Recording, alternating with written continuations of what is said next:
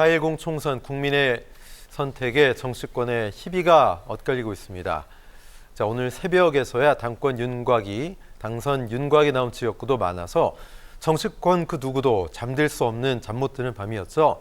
그리고 오늘 오전에 여야 두 수장의 공식 입장이 나왔습니다. 자, 영상 보고 22대 총선 결산 시작해보죠. 국민의 선택을 받기에 부족했던 우리 당을 대표해서 국민들께 사과드립니다. 국민의 뜻을 준엄하게 받아들이고 저부터 깊이 반성합니다. 그 원인은 여러분이 분석하시는 것이고 국민들의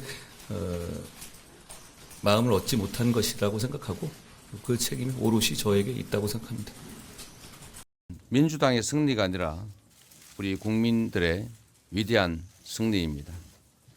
국민께서 행사하신 한 표 한 표에 담긴 소중한 뜻을 우리 민주당이 전력을 다해서 받들겠습니다. 거듭 국민 여러분께 깊이 감사드립니다. 네, 여러분 보신 것처럼 민주당의 압승이었죠. 다만 개헌 저지선을 막았다는 점에서 국민의힘은 한숨 돌릴 듯도 하지만 총선에서 3번 연속으로 패배했다는 점 참 뼈아플 것 같습니다.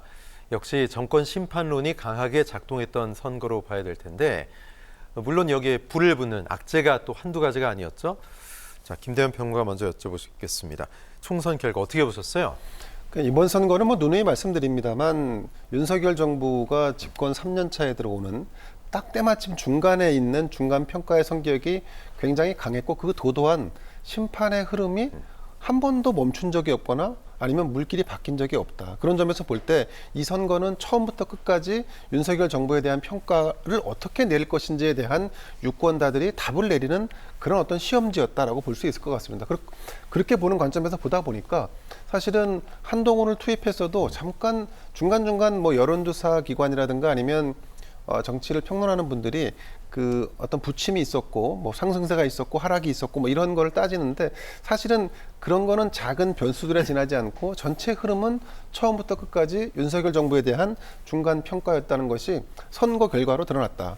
특히 이제 좀 아쉬운 점은 한동훈 비대위원장이 사실은 정치력의 부재, 경험 부재로 인해서 저는 많은 실수를 했다라고 보는데 목련꽃이 필 때쯤이면 김포가 하남이 서울이 된다라고 하는 다소 뭔가 좀 그 정치적이지 않은 비정치적인 전략적 언어 구사 이런 것도 있었고 또 이 본인의 이제 운동권 좌파, 종북 좌파 세력을 청산하겠다라고 하는 그런 슬로건도 누군가에게 그런 것이 주입됐는지는 알 수 없지만 이번 선거에 관통하는 흐름과는 무관한 그러니까 윤석열 정부가 어떻게 미래를 다시 재설계할지에 대한 이런 부분에 대한 답을 주지 못했다. 여기에 더해서 우리가 지금 이미 노정되어 있는 사실들 중에 하나는 윤석열 대통령의 불통 이미지.